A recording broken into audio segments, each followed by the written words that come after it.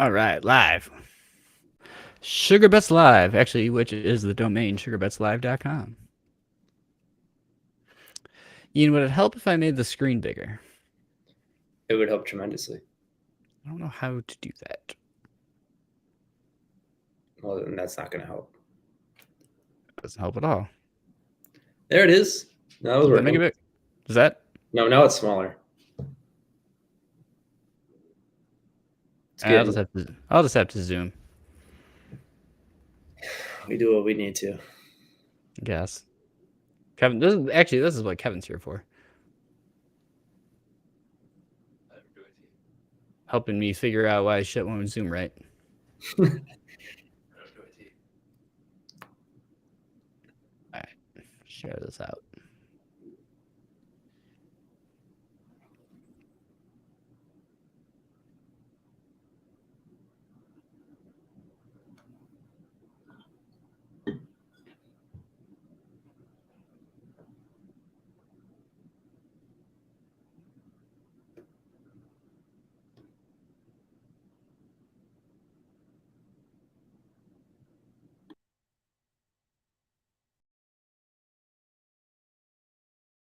All right, SugarBets Live going. We're going to talk about UFC 286 happening tomorrow, March 18th, 2023. Got my man Sweet Ian on the line. He's our resident UFC expert here at SugarBets. I am the Candyman. We're going to fuck shit up tonight. All right. I think UFC is my favorite sport, Ian, because there's more blood than any other sport. And one of my favorite movies of all time is Jean-Claude Van Damme's 1991 classic Bloodsport.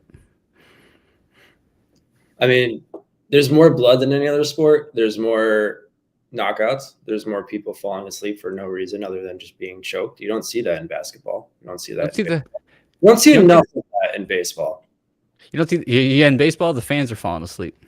Yeah. I've been more into cricket lately. How and why? G20 cricket, it's faster. So, but anyway, all right, we got about an hour tonight. We're gonna get into some UFC handicapping. I think we'll start with the main card. So just a level set. Sweet Ian over here. He goes to a boxing gym. I don't think he's ever had any professional fights, but I wouldn't personally want to step in the ring with him, despite my my baller glasses tonight. But I don't know. Yeah. So Ian, why don't you give the one fan watching our background? Our background. I don't know your background. I have no idea where you crawled out of, but my background. Your background in fighting. Why do you think you know UFC so well? I've just been a student of MMA really for quite a while.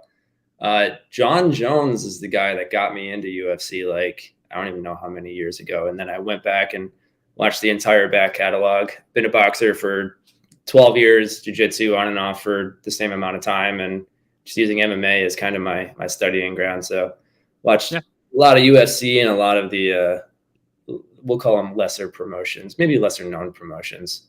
Lesser known. Bellator's a great promotion. Ian's the one who got me more into fights, starting with UFC, of course, but there's Bellator on Showtime, which has been around for at least a decade, and they've got great fighters who often you'll find later in UFC. Who was that fighter recently that was, he left Bellator for UFC, and who? Michael Chandler. That was yep. Michael Chandler it was. Yeah. Well, actually, his last fight was against Justin Gaethje, who we'll talk about tonight. I remember. You do? I remember. I think there's some good ONE FC fights tonight, too, actually. The Singapore promotion. Yeah. Well, fewer people know about that. I noticed Amazon Prime is trying to push the ONE promotion a little bit more, so I'm trying to get more into that because they're putting it on, like, American time, so you're not up at 5 a.m. on YouTube watching it. But the ONE promotion is good. I agree. Just trying to. Actually a good reminder because the UFC card tomorrow is in London, so it's not your typical 5 p.m. start time. It's like in the morning. It's like 10 a.m. or in the afternoon, early afternoon sometime. Mm-hmm. No, it's a good segue. Actually, we got the first fight. Looks like it starts at 1:20 p.m. And so, again, let's explain some things. So the way we're going to do it tonight. So Ian, being our resident UFC and fight, I'll call him an expert. He'll sell himself short, but he knows what he's talking about. And you'll see that over the time as we're streaming and talking about UFC. But So we're going to go through, let him kind of explain what he thinks the fights are going to look like, and we're going to take those handicaps, those projections of the fight, if you will, and then take a look at the odds. And then my role, Candyman here, I'm really big on what's known as profitable betting or positive expected value betting. And so there's always ways that you can actually be profitable on betting. It's funny because college basketball, I'm quite profitable, and I couldn't tell you a single coach or player really. Just sometimes the numbers can do it for you. But when you combine expert knowledge and handicapping projections with the math of expected value, it's really a holy grail to where you can bet and be profitable and have a lot of fun. And it really allows you, outside of just UFC, I enjoy, like I said, I bet on college basketball, and March Madness is a ton of fun for me, even though I don't really know the teams. Like, you end up not so much a fan of a given team or player as much as just the whole tournament. A lot of fun to watch, and that's how I feel about UFC. It's like every Saturday, just throw on the fights, and I mean, it's a great night, and you learn a lot about the fighters that way too. So next, let's Learn how dive to in. street fight. Yeah, go ahead, Ian. No, and you learn how to street fight just by watching UFC. It just rubs off. You don't have to actually go to the gym for it. That's fair. Actually, speaking of, I've been watching old school UFC, which you can get on ESPN Plus. Watch like UFC 2, UFC 3. Boy, that was real blood sport. No holds barred, no rules, literally. Like no rules other than eye gouging and groin kicking, bare knuckles, and you had a whole bunch of karate folk in full gi getting choked out by their own wardrobe. Fantastic. Highly recommend. You can tell that there was just no precedent for that kind of like sports promotion, like multi-sport promotion, because they had no idea what they were doing. It was like, okay, this guy invented his own karate form in his like mom's basement, so we're just gonna pick him up and put him against this guy who's been training Brazilian jiu-jitsu for 20 years and invented his own style of it. That was crazy. That's where like BJJ got popular. It was like early UFC events because he would just beat everybody. But like I remember watching like UFC 1, I think, and watching like a guy that invented his own karate style, like soccer kick a sumo wrestler, and I was like, "What the hell's going on?" You can find that on YouTube. It's hilarious. Yeah, the history of the UFC is fun. So, well, let's get into the meat. We got UFC 286, big pay-per-view event tomorrow. So it's gonna be a lot of fun. I think makes the most sense. Let's start with the fun fights. Let's go with the main card, and I'll say work our way backwards. How do you feel about that, Ian? You want to start with the main event, or do you want to start early main card? Well, I guess early main card we can build up to the Usman Edwards 3 fight rematch number 3. You can see here Usman's already a big favorite, but Edwards won the belt in the last fight. A lot of people think he got lucky, so that'll be an interesting one to talk about. But A lot of ifs there. yeah, so let's go earlier in the card. Where do you want to start? I think the first one on the main card is the Vittori Delice card. Yeah, I believe it starts at 5 as well. All right, so let's before we talk odds, let's go ahead and handicap that. All right. What do you got? All right. So this is one of those fights for me that I would make a crazy bet on a Delice highlight finish and probably lose on that. I think I would like overthink it, be clever, and lose on it. And here's the reason why. So I'll give you my take on this. So Marvin Vittori has been in contention for a title a couple times. He's lost. He keeps losing to like the top couple guys in the division. He's very good at a lot of things. He's not exceptionally great at any one thing.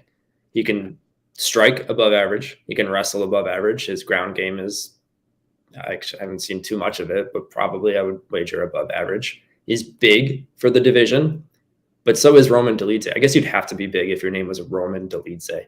Better be. Yeah, he's huge. My favorite Roman Delice fact is his nickname. If you look at a picture of this guy, I don't like it should be apparent what his nickname is. The Caucasian. And I like that because I can relate to it. It is St. Patrick's Day, and Ian is. Patrick McIntyre really couldn't celebrate harder. Yeah, cheers.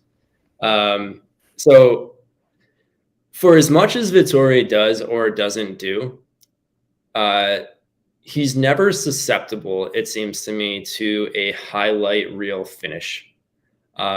He's pretty rudimentary with his standing game. Good, jab, good cross, good 1-2 combination, 1-2 kick combination. Doesn't move in and out a lot. He actually tends to like move forward quite a lot. But with that rudimentary style comes pretty rudimentary defensive abilities with his hands. Mm-hmm. Delize in his last few fights has gotten some knockouts. Very, very creative on the ground. He cuts weird angles. He's awkward to his movement's awkward. But if Vettori stays home, does what he's supposed to do, puts the pressure on, moves forward. He's got an iron chin. He can take, I think, Delize shots. I expect to see a lot of Vettori putting Delize up against the cage and just holding him there. I don't think he's going to give him distance. I very much doubt he's going to want to go to the ground because Delize is very good off his back. And Vettori, for his part too, when he gets taken down, he pops up pretty quick. So he's pretty durable. So I if I had to make a pick, I would probably pick Vettori on decision. Delize needs a mistake, an opportunity. He needs a highlight reel, I think, to get the finish. And I don't think he's going to outgrind Vettori. Okay, so your pick's Delize. My pick is Vettori. Your pick is Vettori. Yeah. My fault. I was half listening. Yeah, I don't think Delize outgrinds Vettori, and I think it's going to be a grinding kind of fight. Delize really needs a highlight finish, I think, to win this one. I don't think he. I see. Yeah, I see what you're saying. All right, so then if we're gonna bet on Vettori, so this leads us into how to bet. Once you make a pick and you've identified a handicap. So handicapping simply means you have a projection of a fight. It's exactly what Ian just laid out for us. He doesn't believe Delize can handle the grind of Vettori's style. So what we're gonna look at is we're gonna look at the different odds we can get. So I use a tool called Odds Jam, which is it's a little pricey, but I promise you it's worth it when you're doing this every day and at the level we're doing it at. And so if you take a look, what Odds Jam will do for you is you can add all of the books that are available to you. You obviously need the apps to make the bets, but you can add them all. I'm in New York State, so these are my my New York State books. So DraftKings, BetRivers, MGM, WinBet. Best Price is a good comparison book. FanDuel, Caesars, Ballybet, and PointsBet. Odds Jams themselves, they pretty well follow Pinnacle, which is one of the sharpest sports books around the globe. So I usually consider Odds Jam to be Pinnacle's lines. All right, so what you can do is, all right, we say we like Vettori. This is the way to approach it. Number one, if you just want to bet on Vettori, you can see here all of the lines that are available. So at the very least, you can get the best odds you want. Odds Jam, Pinnacle, the sharpest book is suggesting minus 259. I usually trust them as kind of your benchmark, if you will. So if you look, here's PointsBet. You can see at the top which app it is. And then we'll see PointsBet's minus 275. You can get minus 265 at Ballybet, so slightly better price for you. The average is minus 270. So obviously you have to lay a lot. You have to risk a lot in order to make that bet and win. So the next step in the Sugar Bets process is to go here and we say, okay, we can get our best is minus 265. It's higher than what the market quote should be. That's where I'm taking the Odds Jam and saying, what should it be? And that was minus 259. And then this is the key, setting a probability to what we think is going to happen. So when Ian says Vettori is going to win, if Ian can set a probability to that, if he thinks Vettori, or you, it doesn't matter if you disagree with Ian, that's fine. I do often. 80%. Let's give Vettori an 80% chance of victory.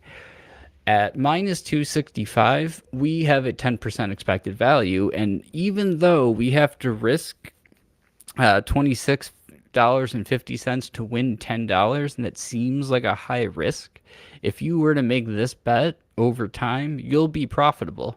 You'll actually beat the stock market year to year by about 2%.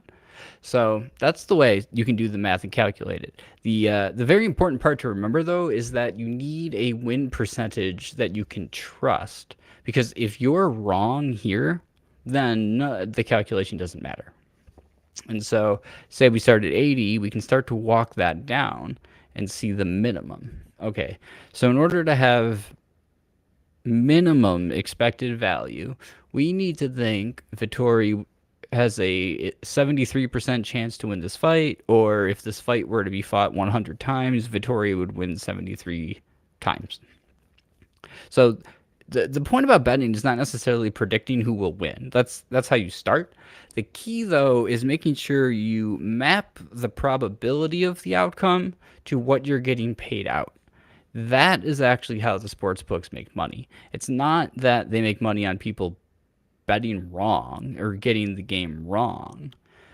They make money on getting enough people to bet on both sides. And if you calculate what's known as the implied probability, and we can see that here. I'd love to just give a quick example. So let's take our minus 265, and you'll see what I mean. Put minus 265 into the implied probability calculator. So that tells us that sportsbook implies a 72% chance. If I don't think the outcome has a 72% chance of winning, well, then I'm not getting paid enough. You might win the individual bet, but the losses are going to be too great, and eventually your bank will run out. Positive expected value betting is the opposite. It's where you may lose individual bets, just like you can flip a coin, and sometimes you might just get heads. Sometimes you might get tails. Sometimes you might get heads 5 times in a row. But every single individual flip has a 50-50. And that's really the basic principle, is if we can find where the payout doesn't match our expected probability, you have expected value. You quite literally can't lose money in the long run, unless you have terrible bankroll management. So that's what we do. That's the sugar bets system. Simple as that. So let's go back to our expected value calculator. And that's what it becomes. Do we think Vittori has what, a 72%, 75% chance? What do you say, Ian? I would give him like a 68% chance. And therefore, I'm really not in the mood to have to risk 2.5 times my winnings. It's simply risk management, really. It's boring, but this is how day trading works too. But it's just risk management. Now, if you just think the guy's going to win, fine. However, this is where you can start to look at different things, right? Like method of victory. It sounds like you probably would pick Vittori on points. Yeah, I mean, if I'm going with Vittori, it's going to be on points. I don't think he's going to get the finish in this. Yeah. So you wouldn't be crazy to put a little on Delidze getting that highlight knockout that highlight finish that I was talking about. Yeah. This is one of those fights that, like, on paper, you go with the guy that's proven, but it's MMA. I mean, the guy got crazy finishes. He could do it again. I mean, it wouldn't be. It'd be exciting. It wouldn't be incredibly surprising to see it, though. Yeah, great reason I love watching UFC is for that reason. It's a huge reason why I really like underdogs as well in UFC, because you tend to, I mean, the math basically says, I think Ian discovered this actually himself, that underdogs win maybe 33% of the time, just on average. But there's always more value in underdogs because they have the plus odds. So you're not paying quite as much of a vig or the juice to the sports books. And so let's just do an example. So we take Dolidze plus 225 you can get at FanDuel, and you can see how that's the best odds at FanDuel. If you were to bet at MGM, it'd only be plus 210. And maximizing the payout you get is extremely important. It really can kill your profit and bankroll if you're not doing that. So Dolidze plus 225. Let's just go back. We know that implies a 32% chance of victory, just the opposite of 68%. So 32%. And what was he again? Plus 225. So now we can see if there's actually value on there. No, there is not. Oh, wait, hold on. I need to input a actual wager. There actually is a bit of value on that because they're paying us at a rate that's higher than a 32% win probability. However, if you want to be conservative and like drop that down, not quite. My ultimate conclusion here is it's not a bet to, or not a fight to bet on. I'm just not finding good value. So even though I can get 225 and we can give him a 32%, I mean 4% of value is fine, but it's probably only going to tell me to put less than a percent of my bankroll, and that just really doesn't feel worth it to me. At a 32%, like so, you expect to lose the bet, and if I win, I'm only 2xing 0.98% of my bankroll, and just kind of just intuitively, that doesn't feel worth it. But I do like the idea. So the flip side, though, I like your idea of the long shot on Dolzitze by finish because, all right, we know it's not likely. Him to win is about 32%. I don't have the sports book in front of me, but I bet if you were to look at Dolzitze by finish at FanDuel, it'll be higher than 225. And that's a way that you can really maximize those odds because you're basically saying, Ian, correct me if I'm wrong, that 32% chance has a high likelihood of being a finish instead of on points. Yeah, I mean KO or submission. That's. I think Okay. I just don't think he outworks. All right. So let me open FanDuel and let's just take a look because this is how we make actual bets and start making some money. It's fun to talk about it. Much more fun to click the buttons and make some money. By the way, just quick while I'm doing this, quick shout out to Pickit, Pikkit. The Pickit app is the only app I would ever use to track my bets because it has every book available to you. Even OddsJam Tracker does not. So let's see. I can't. FanDuel is trying to push me pretty hard into college basketball brackets. I don't want to learn more. I just want to be done with this. Almost spilled the beer. It'd be awful. Oh, my lord. FanDuel likes to hide UFC on me because I win too much money from them. Not kidding. They really bury it. It's annoying. Ballybet has already limited me on prop bets in the NBA. I'm not allowed to bet more than $19. It's pretty ridiculous. All right. There's a question from somebody somewhere. What?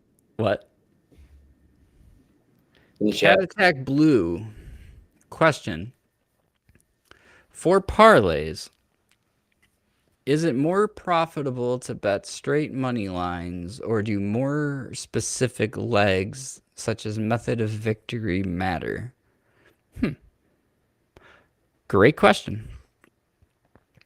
Okay, so real quick, sorry to interrupt everything, but that's a great question. Real quick, on parlays, a note on parlays. So parlays in general are multiplying your odds together and tend to be bad bets.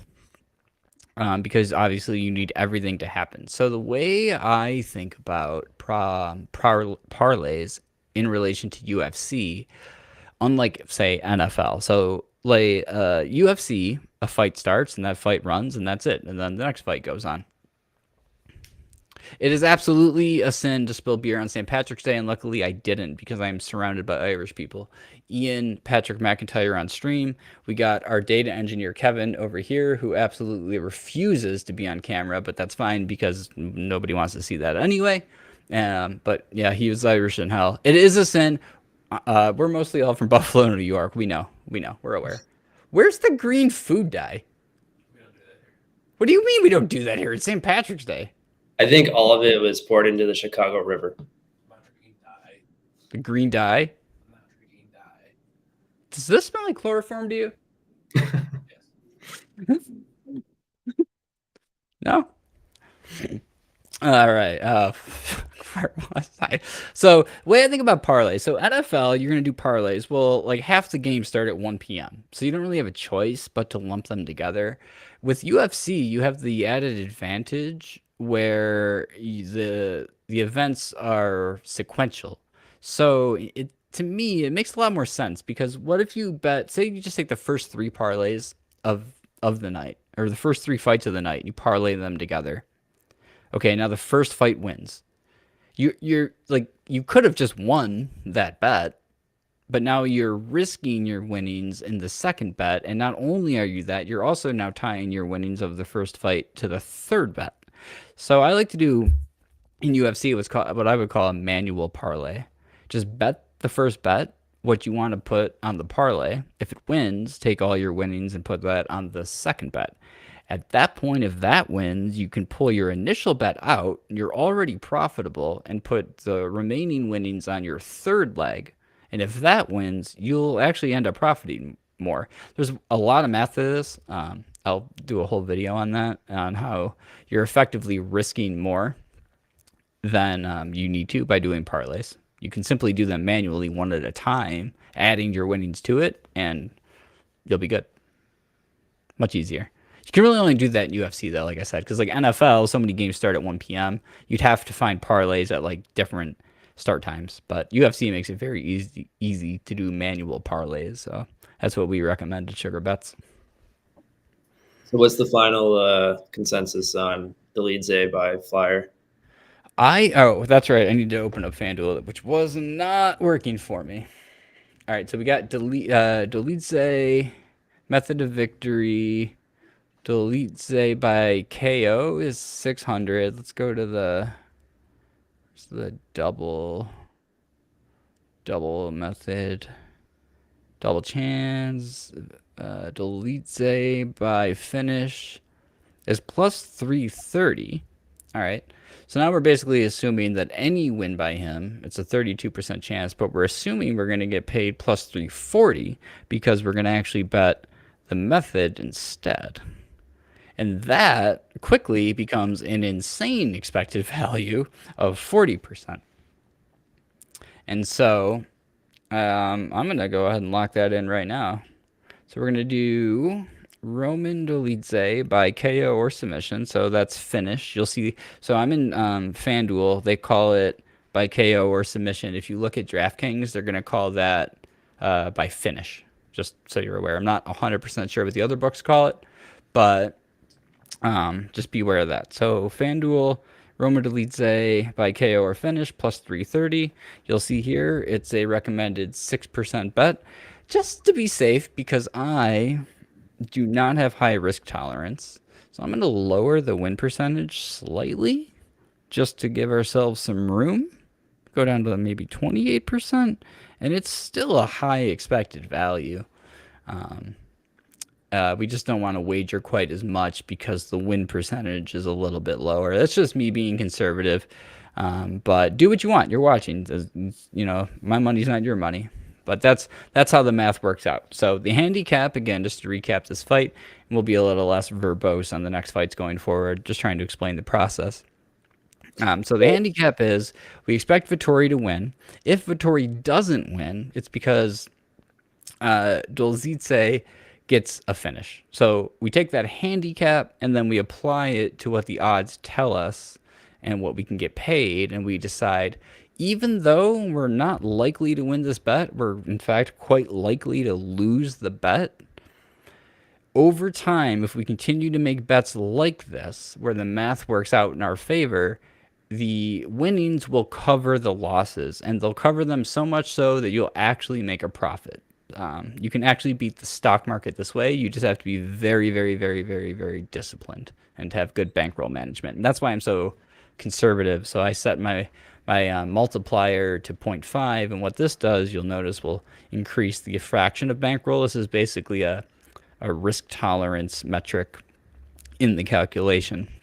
So I set that to about a half. I'm not even going to begin to explain Kelly multiplier because that is a 1950s investment theory by a guy named Kelly, and that's where that comes from. It's a good day for it. If you're gonna do there's a whole day for that, but it's the wrong crowd. We'll need NYU Finance to show up for that stream. So, all right, so I got that locked in. Dulce by finish. Gonna And go why with that Marvin. could happen if you watch Vittori's last fight against Whitaker is Uh-huh. he didn't look good at all. Whitaker, he's got some. I mean, he's a good striker. He's got some odd movements. So does Delize. So this might be an interesting one. And again, I mean, we don't need to go back into the odds and stuff like that, but like it might be interesting to watch live and reserve your bet until the first minute goes by. And if you see Vittori kind of being like hesitant and afraid to engage the way he was with Whitaker and not pushing the pace, I mean this is Vittori's fight to win or lose. He's either going to put the pressure on him and grind out a victory, or he's going to be hesitant and scared and too respectful, and that highlight reel finish is more likely to happen. Yeah, yeah, that's great. So, yeah, that's what we do. I think we should do this more often. Every Friday, we're gonna handicap UFC and just what the bets look like. So that's fantastic. So yeah, we locked it in. That's how it works. So it's funny because we handicapped that fight. We found Ian, our sweet Ian UFC expert, decided that we had a winner picked. And then we decided to actually what we found betting value on was the underdog and method of victory. So you just got to really be dynamic with it and just understand what it is you're betting on, what the odds really mean. Yeah, Cool. All right, next. like Yeah, Marvin Story, and I hope he's not watching because I'm scared of him. yeah. Don't Marvin. Nothing personal, my man. Nothing The personal. Italian Dream. I hope you're not watching. Kind of hope Marvin Vittori's watching. That'd be dope if we had some fighters watching this stream. Yeah, I mean, he just proved me right. All right. I like the just real quick. Just I like I've got broadcasting from a casino, obviously, but Ian's broadcasting from apparently a Zen dojo. This is my house. I live in a Zen dojo. You do. There's got what looks like a sliding bamboo door. You got the Zen of the yin and yang. All right, hold on 1 second. We need to make a quick change up um, before we talk about the next fight. One minute.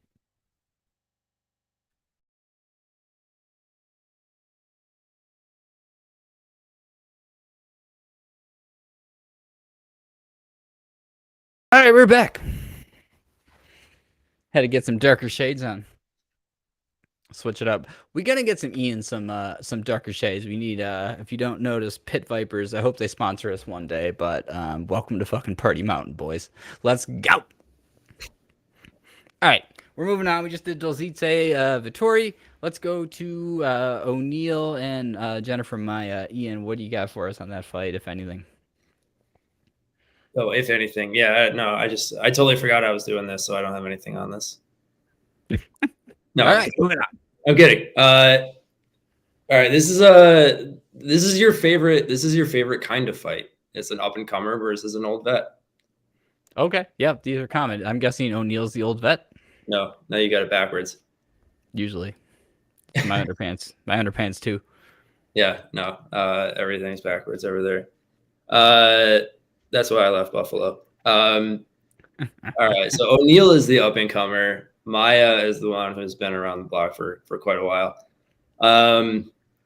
I'm a little bit surprised. Actually, I haven't seen the lines yet, but until now, but I'm a little bit surprised that Maya is such an underdog. I think Casey O'Neal is kind of riding being young and having star power. I think that's kind of where that line is coming from. Maya's seen a lot of it. O'Neal is young. She's borderline reckless. I was going to say aggressive, but borderline reckless with a lot of her strength. Aggressive, borderline reckless.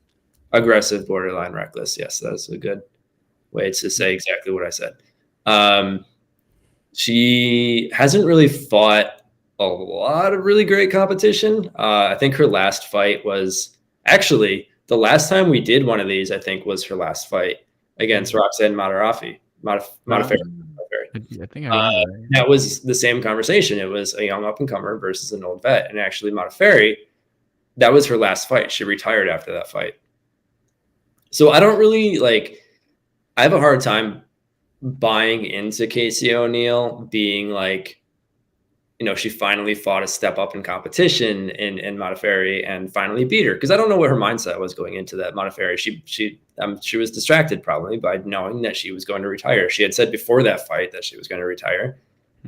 She put Right, it right. out there. The criticism of O'Neal has been that she is reckless, and we haven't really seen what kind of output she has. She landed like 200.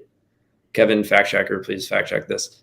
Like 250 or 230 something strikes in that fight against Modafferi. So she can do it. Maya, I think, has seen a lot of it, and for Maya, what I've seen from her is she's consistently inconsistent. She always has the same approach to her fights. She's got power. She's got a little bit of everything. And what's interesting is, for as old as she is, she's continuing to like get better. She's not just staying like as good as she is and riding that out. She is improving. Real quick, let me ask one specific question. And I know my mother would never let me ask this question of any woman. Mhm. How old is she? I whisper, how old is she? 34. 34. I'll be my own fact checker. It's fine, Kevin. Kevin, for the record, Kevin is what makes Sugar Bets work. Kevin is our resident data scientist, and next season for all sports, we are gonna have some pretty crazy modeling going on. So yeah, Kevin's our fact checker because he's our data closet engineer. He's currently in the closet actually running the Mac Mini just to keep everything alive. So thank Kevin for Sugar Bets. We appreciate you, Kevin. All the love. I'll do my own fact checking. You got enough to do. That's fair. 32. It's funny. It's like I'm 36 years old, and it's like you hear 32 is is getting older, and you're just like, He's shit. 30, 34. Well, yeah, just wait till we get to like Usman. I'm gonna wait. I'll wait. Yeah. This isn't going to be an hour stream. So, yeah, all that to say, like, Maya's seen it all. I think she's got the power. She's got the grind. I think she can do it. I'm surprised at the line. I get that O'Neal is up and coming. So there's two sides to this, and to me, they might cancel each other out. O'Neal hasn't been beaten yet. She's also coming off quite a long layoff of having, I think, ACL surgery. I don't know what that's going to do. Maya's been consistent in her approach, but it's all a matter of whether or not she can control the aggression and the wildness of O'Neal. So to me, I'm kind of leaning Maya, especially now knowing that she is the underdog. I'm surprised by that. Surprised she's an underdog. So Yeah, what I like to do, it's close, but I'm still surprised. Yeah. That goes to what I was saying before about how much I just like underdogs in general in UFC, because the data doesn't agree, so this isn't necessarily a data-backed opinion.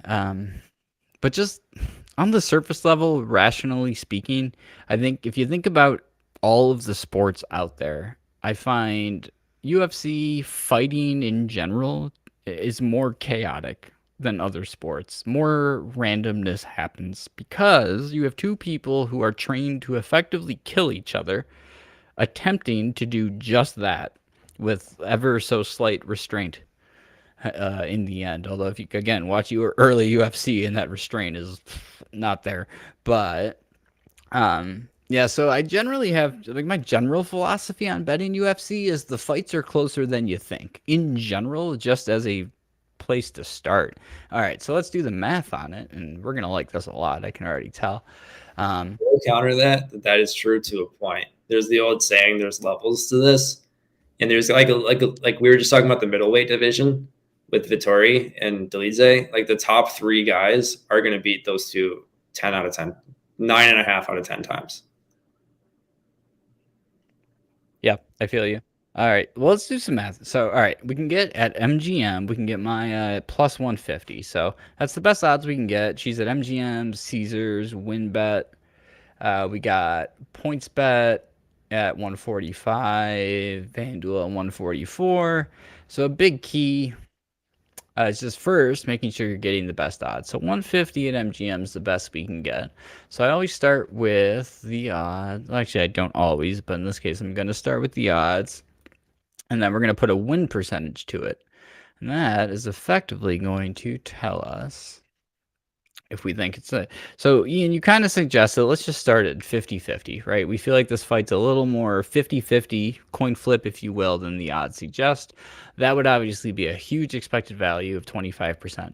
For the record, my minimum is like 4 to 5% is really what I like to see for expected value. And then fraction of bankroll comes from the combination of what the payout is and the win percentage. Because obviously, if you're less likely to win, you can't risk a lot. So that's the risk management portion is already included in the calculation. And the fact that it's a fraction of bankroll, you kind of have bankroll management built into this calculation as well. So again, OddsJam, incredible tool to get the odds themselves and to do the math. The only thing OddsJam doesn't do is the handicapping. That's why we have Sweet Ian to join us about UFC. I have a whole bunch of experts for other sports. Myself, honestly, for NFL. And we're just working out some other models, college basketball as well. Kevin, our data engineer, and I are big into college basketball. So watch our college basketball streams too. I know March Madness is kind of it's like the most fun time of year, but it's also the worst for betting because there's the fewest games and it's about to end. So it's a little unfortunate. But we're heading into fantasy football season, and UFC is year round. And just for fun, Colorado and Michigan recently are looking at legalizing WWE betting.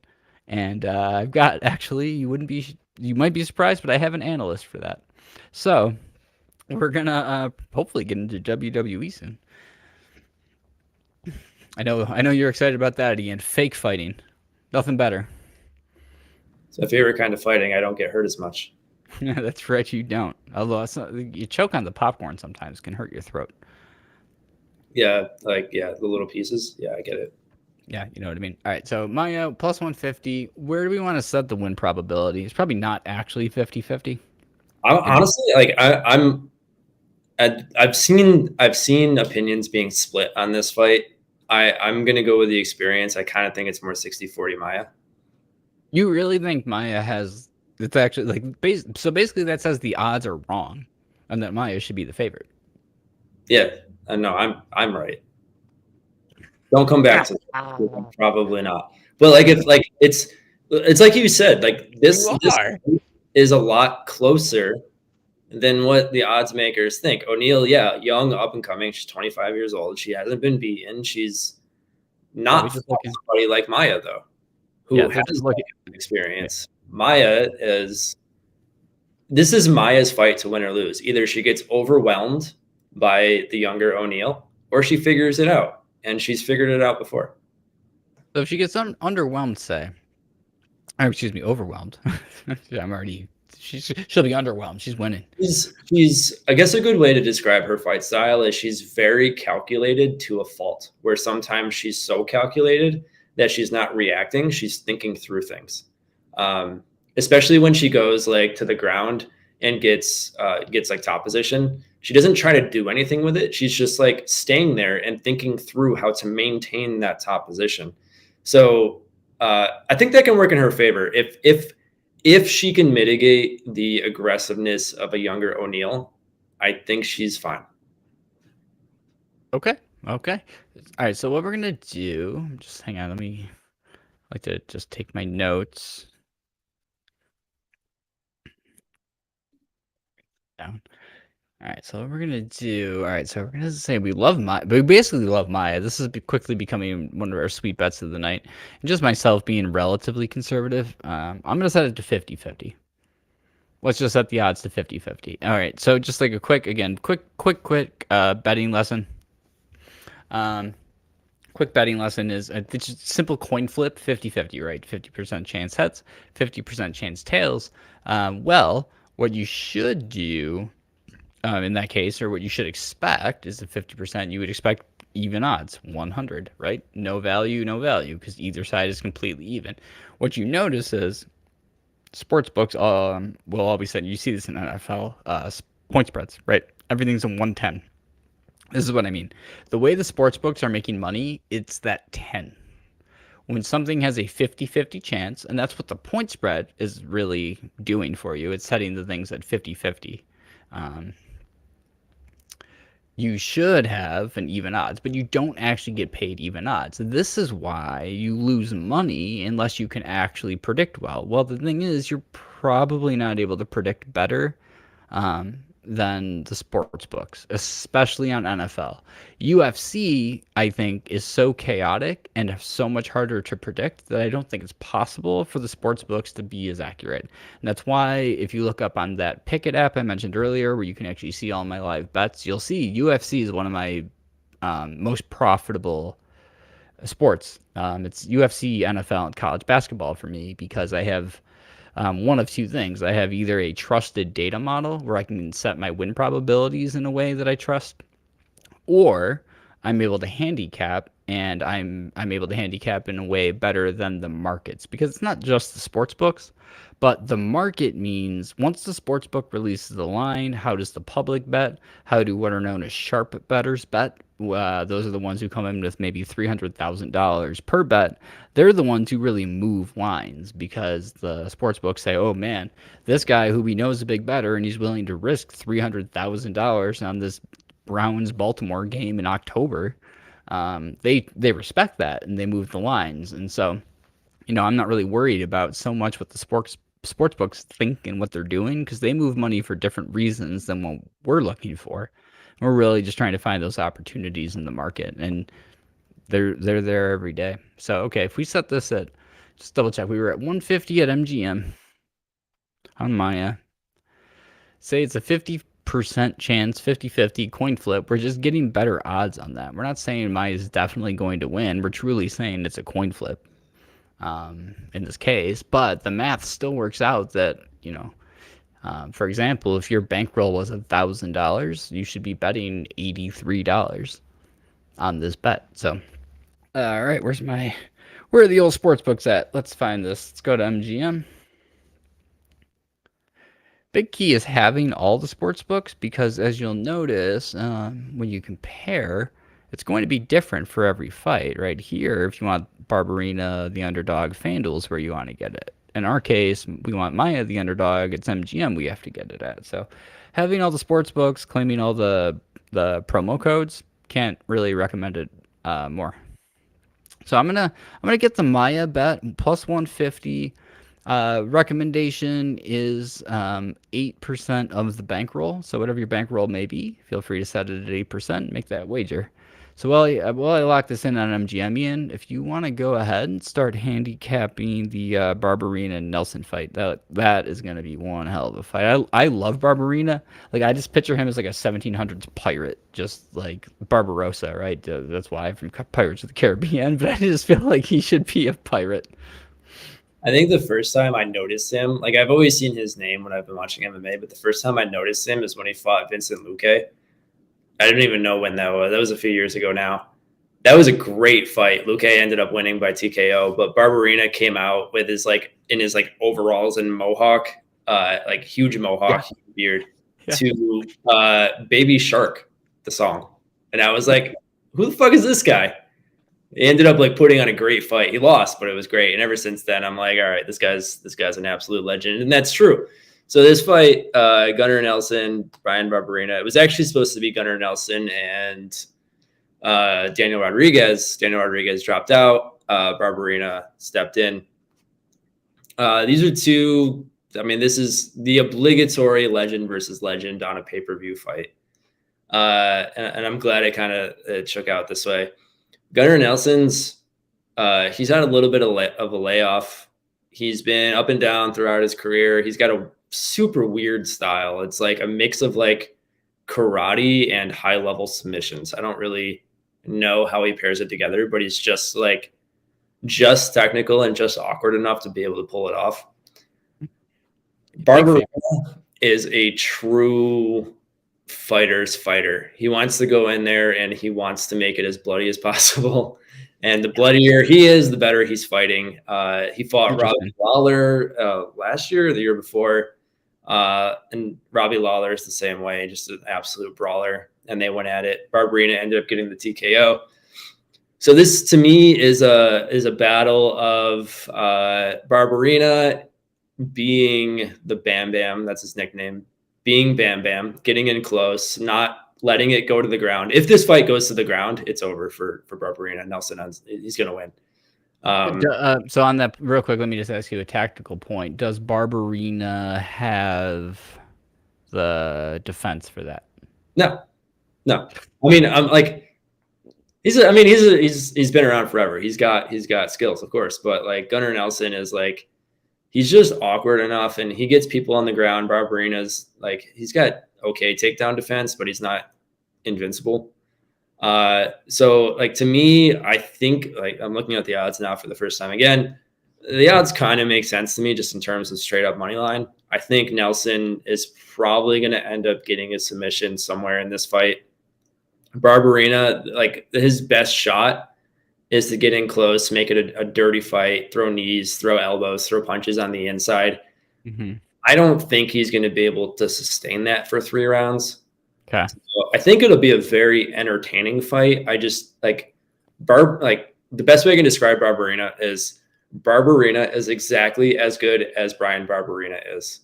His ceiling hasn't changed. Like he doesn't have bad fights and good fights. He has Brian Barberina fights.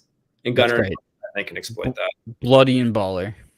Bloody, throwing hands, throwing dirty boxing, not getting knocked out. But I think a choke is possible for Nelson. What it might actually look like here, and this is just my thought looking at like if you're going to watch this live and bet on it live, if Nelson can't submit Barberina by the second round, and obviously look at the control time and how he's handling that, something went very wrong in his game plan, and Barberina's got a shot. Okay.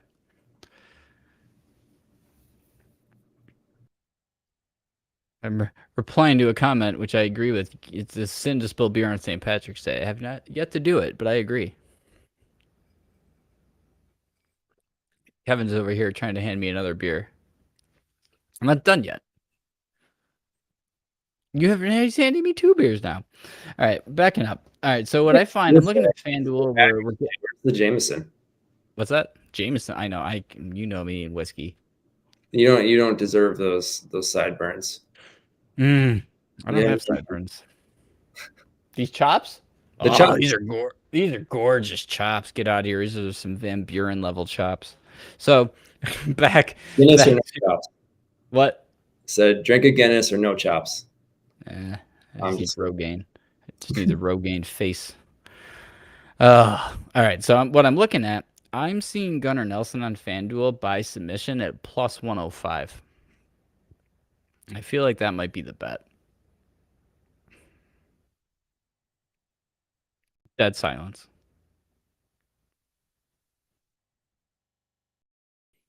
Is that for me? Yeah, that's for you. I was muted and I had to unmute. Yeah, so Nelson by choke, I think that's likely to happen. Otherwise, Nelson's going to probably lay on top of him for 3 rounds. Barberina doesn't get knocked out often. He gets choked. He is more susceptible to the choke. Again, like I said, though, Nelson's been on and off for a while. Both these guys are coming off injuries. Anything could happen. It's a fight. But again, I think Nelson's ceiling is a little bit higher than Barberina for a fight like this. Makes sense. So then, yeah, for me, it's really the method on this one. So, and as you mentioned, it's unlikely Nelson is getting the sub in the 3rd round. So you could even, if you want to take it further, go Gunnar Nelson submission in round 1 at plus 280 or in round 2 at plus 600. Sounds like 280. That round 1 seems most likely. I was just looking in the under 2.5 is not bad. I might look at that because again, if Nelson's not getting that choke in, probably by mid-second round, something went very wrong for him. Just in his game plan, Barberina prepared properly, or he's just not executing the way that he is capable of. In which case, Barberina can exploit that. All right, so we can see that the line is 2.5 at all of the books, and they look pretty even at minus 145 odds. I'm actually seeing. I don't have the book in here for some reason, but I'm seeing on my FanDuel app that it's minus 142 the under. So technically, FanDuel's got the best odds if you want to take the under 2.5 on that. Do you think if it's going bad for Nelson, that means Barberine is winning before 2.5 rounds? I don't really see it. I mean, I think this is one of those fights where it's exciting because it's striker versus, just for the purposes of this fight, knowing what their strengths are. I don't think Gunnar Nelson's going to want to try to stand with him because he's not getting him out of their standing. I think it's going to be a more of a ground game kind of fight for Nelson, and he has the capability of doing both. So I would say if he gets his hands on Barberina, he's probably going to a decision if he doesn't get the sub. All right, so Gunner's the bet. Just based on the handicap, everything you've laid out. I think what I like most is Gunnar Nelson by sub, no round, just him by sub at some point at plus 105 at FanDuel. I'm gonna put 1 unit on that. No math calculation, really, just like the handicap and the fact that I'm getting plus odds on the expected winner.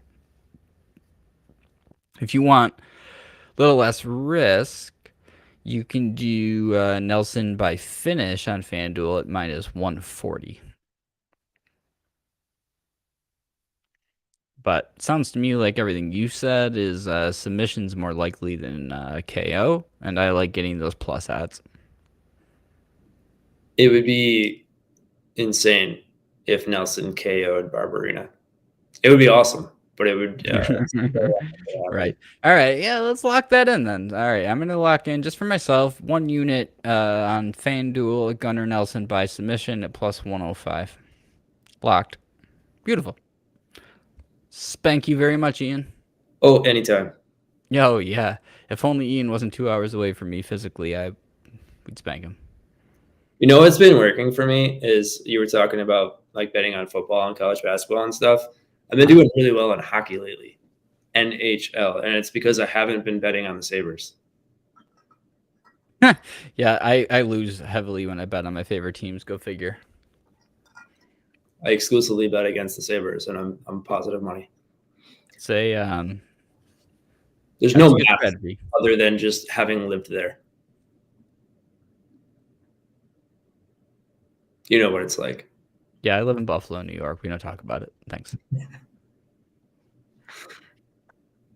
Broadcasting live from Buffalo. By the way, I've got college basketball on the TV over here above me, and I've got Providence over Kentucky because who doesn't love a good long shot? Second half, 6.5 minutes left. We got Kentucky up 46-41, and for some reason, Providence doesn't feel like rebounding. So I'm going to be sweating that for a minute. All right, let's move on because I know Ian's got a bedtime. It's St. Patrick. Wait, is it Friday? It's Friday. Hold the fuck up. Friday, baby. It's Friday. Get the van, free candy for all. We're giving out free bets right now because literally you didn't have to pay to join YouTube. You don't have to pay to join Twitch. I did have to pay for these sick glasses. Data man Kevin's over here doing weird shit, trying to. You got to pay for my glasses too. I'm still waiting. I will. We're gonna send some Pit Vipers. We're a Pit Viper family, so okay. I'm not sponsored yet, but shout out Pit Vipers, the coolest fucking glasses on earth. Welcome to Party Mountain. All right, and then shout out Odds Jam. That's on my screen. Left, right, screen, here, there, screen. That screen's Odds Jam. They're giving us the odds. They're giving us the calculators. It's fucking awesome. And shout out to Dana White. Right? Like bringing UFC along. Was your cat about to bite your head? He is. He's going to jump up here and crash this whole thing. Yeah, I can't wait. The real guest. Come here. Come on. Come on, Murphy. There he is. Look at that fur ball.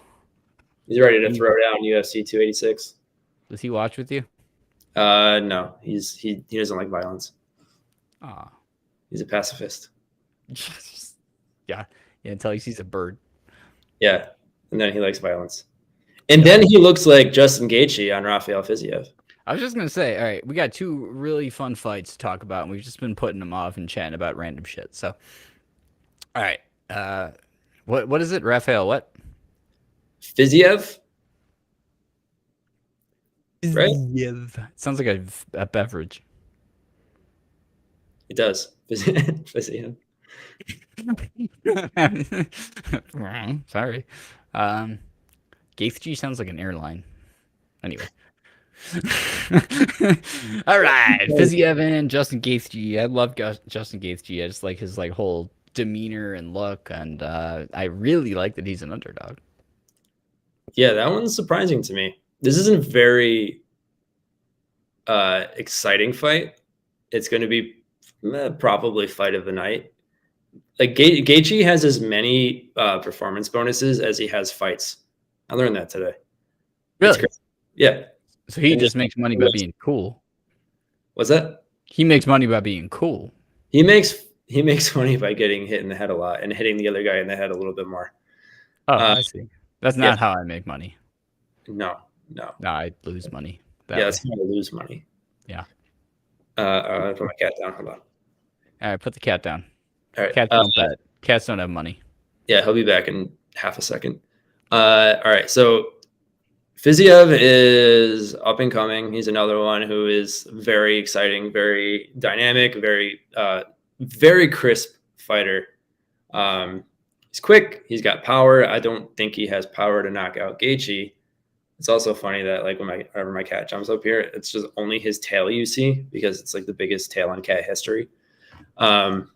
Anyway, Fiziev can give a challenge to Gaethje, but no, in my mind, it's nothing Gaethje hasn't seen. There's a lot of talk about how Gaethje may have lost a step in his age. He's talked a lot about how he has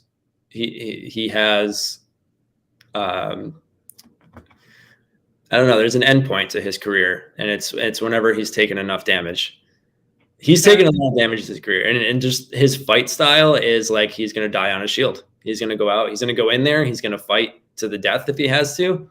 He's going to take damage. He's going to get his performance bonus, and he's going to go home or to the hospital. That's been kind of his thing. The last couple of years, he's been training with Trevor Whitman, who Kamaru Usman has also been training with. Rose Namajunas is another one of those. He's been training with Trevor Whitman, and his striking has really, really evolved. To the point, Or if he has Fiziev. Gaethje, yeah, Gaethje's been around for a while. We saw what he did to Tony. Like he basically should have essentially retired Tony Ferguson. Tony Ferguson came back for a couple fights. Gaethje, he beat Chandler. His striking's come a long way under Trevor Whitman. I think his only losses recently have been to Habib, who is like the greatest of all time, and to Charles Oliveira, who was until recently the champion. So he's only lost the champions. This is a really good fight. These are two guys that are going to throw down 100%. They're going to make it a dogfight. Fiziev's crisp. Gaethje can take a shot, throw one right back. He's a crowd favorite. I'm surprised he's that much of an underdog. A lot of people are talking about Gaethje's wrestling ability. He's apparently, by all accounts, an incredible wrestler. Like Gaethje, yeah. Apparently, like people that train with him are amazed by what a wrestler he is. He's got the pedigree for it. Fiziev, I don't think can stop that, but Gaethje doesn't wrestle. He wants to like get in a fist fight. He wants to hit someone in the head. He doesn't want to wrestle. I think he has one takedown attempt in his entire UFC career. That's strange. Why do you think that is? Because he likes hitting people in the head. That's 100% what it is. Yeah, he's in UFC. It's fair. What's $50 every time you get hit in the head a lot is a nice payday. So I'm sure he's got that in the back of his mind. Yeah, he's like the Kirk Cousins of UFC. Keep getting those 1-year contracts. What's Fiziev's style? They're very similar. Fiziev's just quicker, sharper, younger. He's got really good reflexes, really good movement. This is so Fiziev is the favorite just because his striking is so crisp. I could see Gaethje being overwhelmed, not being able to keep up, something like that. But there's a reason Gaethje has the record he does, and why he keeps winning performance bonuses and beating guys who aren't champions. He's beaten up Yep. and coming before. This to me is another one where I'm just surprised by the line. I'm leaning Gaethje. I think he figures it out. I think he gets it done. I think this fight is a matter of whose legs win the fight. Both these guys have really good leg kicks. Fiziev has really good just kicks in general. They come from weird angles. He's got a good whip on them. If Gaethje can neutralize him and keep Fiziev from being quick, bobbing in and out, and Gaethje just takes the fight to him, I think he's got it. I want to see what my kick game is like. We're gonna try to just. All right, I got some all right kick game. That's pretty good. We got quick legs in there. You could use some Trevor Whitman tips, but Probably. So I mean, I was a goalie growing up. I got Jim Park from like the 70s. I can do a mean kick save. I'll tell you what weight class would you be in? Fucking small.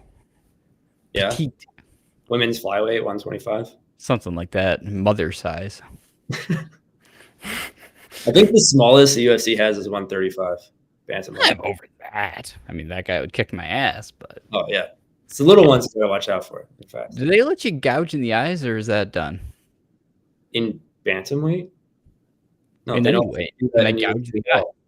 If I can't gouge the eyes, I'm in trouble. Have you ever seen? This happens like once a card. A guy accidentally pokes another guy in the fight, and we got to stop the whole thing for 5 minutes. Yeah, it happens forever.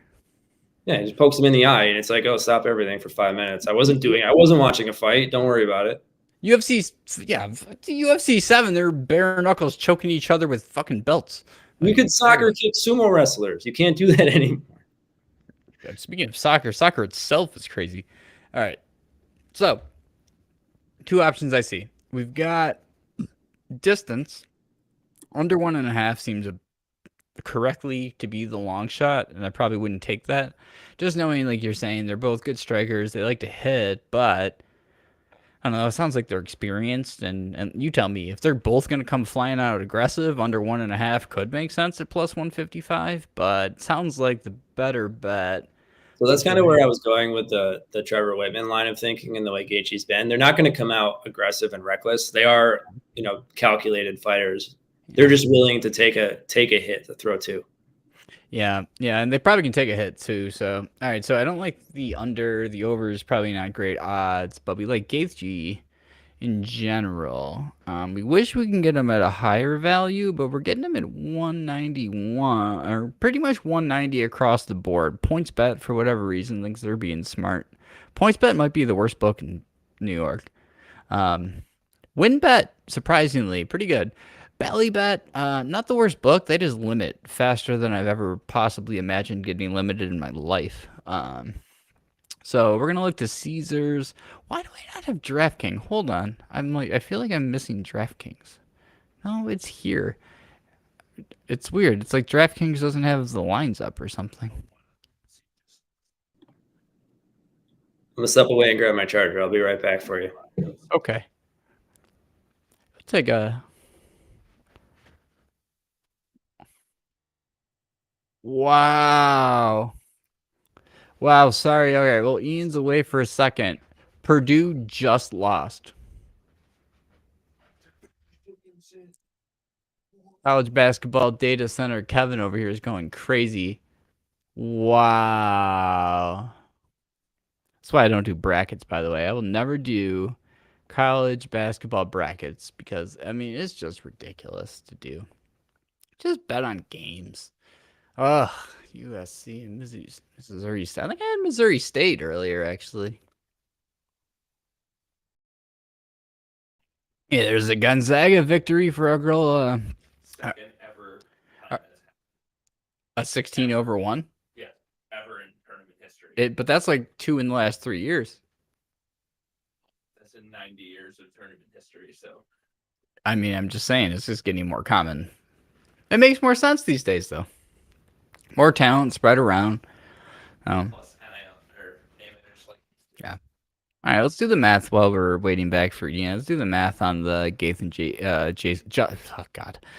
Gaethje fight. So we got plus 190. I can't actually get the 205 because that's at Pinnacle book I don't have access to in New York, unfortunately. Needing to come back soon.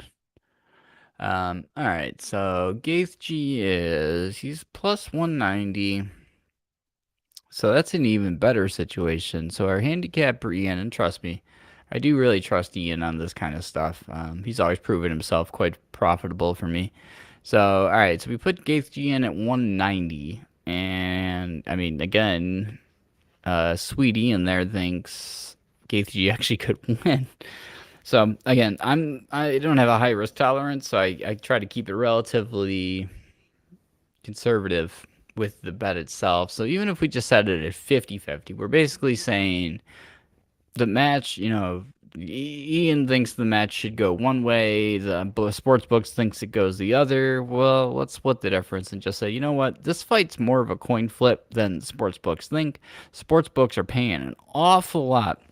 A great example of this, Ian, was last week. You had Peter Yan, you had Peter Yan's opponent. And then there was another one. We hit 2 over plus 200 long shots, including the main event last week, just on handicapping. I think Davey Grant was the other one.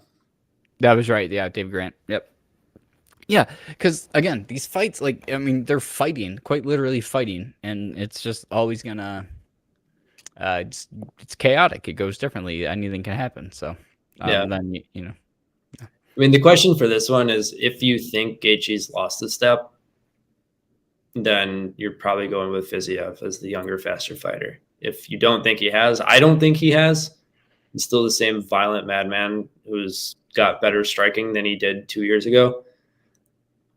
Yeah. I'm leaning Gaethje. There you go. And so even, again, if you want to be even more conservative and include that caveat and drop it below 50%, we're still going to be positive value. You'd have to get down all the way to, you think Gaethje only has a 35% chance of victory before you shouldn't make this bet. So it's really personal opinion, but I'm going to set this back up at the 50 mark. I believe it was MGM. So we get a humongous. This is basically like this. When we see these numbers of 45% expected value, that's 100% the sweet bet of the night. Like, I need a bell. Ding, ding, ding, ding, ding. That is the sweet bet. Or some sort of like sugar silo getting released. I don't know. But we got we got it. We got the sweet bet. I can't get over it that Purdue just lost. I'm sorry. I'm just still looking up at this. Can't believe. One seeds don't lose. One seeds don't lose. It doesn't happen. How's our bet? They also never win the whole thing. We need Providence. How's that going? Don't give me the faces. Oh, that's not going. Well, no, we're fine. We're 6 down. All right, I need Providence over Kentucky. That was a long shot, but yeah, we'll fine. Anyway, all right. So yeah, if we go back, let me just double check. Gaethje is all right, 190. We can get him at literally any sports book. So just to spread it around, I've been to FanDuel tonight. Let's go ahead to where do we want to go? Caesars. Where do I have money? Whatever book you've got money in, it works. MGM's got it. Gaethje. When that took me to college, basketball. They know my favorites. It's college. UFC, though, I gotta say, is up there.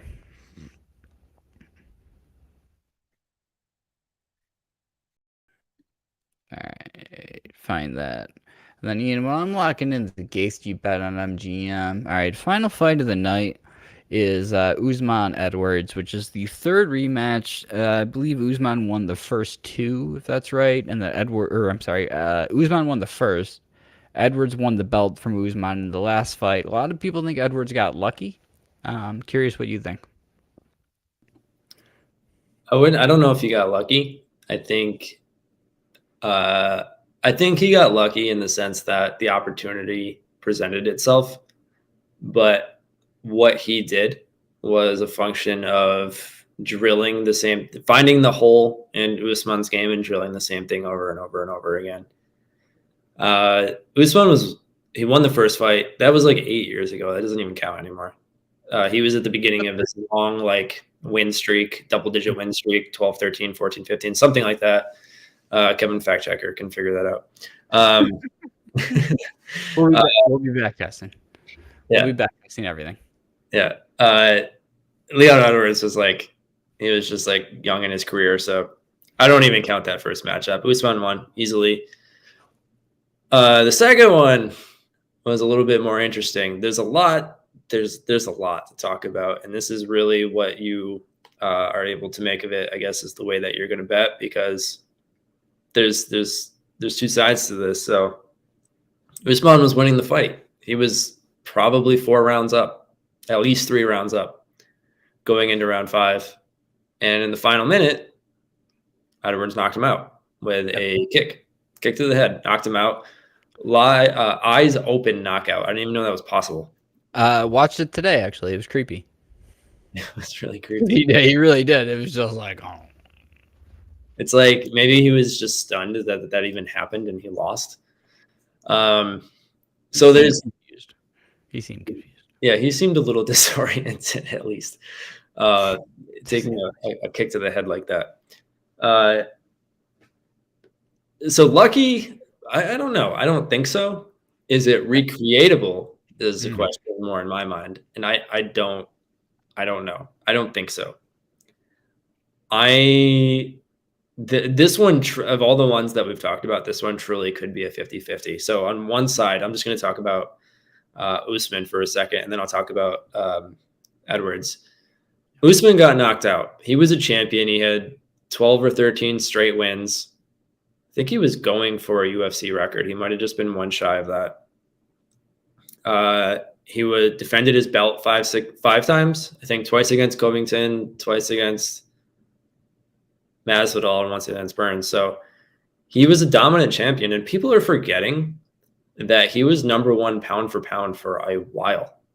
Usman? Yeah, Usman.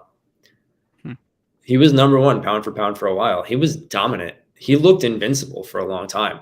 Granted, we saw Francis Ngannou look invincible and he got taken out.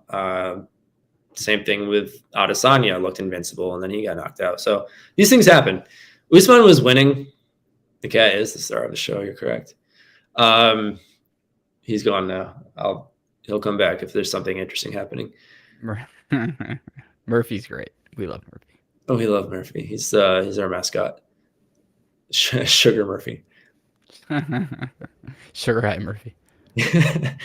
Yeah, so I mean, Usman was winning. He was champion for a long time. He got caught after winning pretty easily. He just got caught. He let his hands down. He coasted. He got kicked. He got kicked in the head and knocked out, and he lost. It's a lot to lose from a simple mistake that I don't think he makes again. I think Trevor Whitman, being his striking coach, he's not going to let that slide. He's going to be like, okay, now this time fucking listen to me. And Usman's going to say, yeah, you're right. So Usman needs to not strike with Edwards. He needs to lean into his wrestling. Mm-hmm. He needs to hold him down and dominate him and ragdoll him the way he did before. And he needs to do that for 5 rounds. He can't play around this time. Edwards is a good fighter. Super crisp striker. Unfortunately, he wasn't on anyone's radar until the 3-piece Minnesota from Masvidal situation. I don't know if you know about that. That was Masvidal and Edwards kind of on a lot of people's radars, even though they've both been around for a long time. So this to me is a 50-50. Great champions come back stronger. So to me, it's if you think Usman was a great champion, you think Usman's going to pull it off. Okay. If you think Edwards is younger, faster, stronger, more crisp, champion mentality, wanting to prove it in his home arena, essentially. The fight's in London, which, by the way, if you haven't watched London pay-per-views, they're always insane. The last one I watched, I remember there was a a homeboy Englishman that lost in the like first 6 seconds. That was rough to watch. There's a lot of them on this card actually.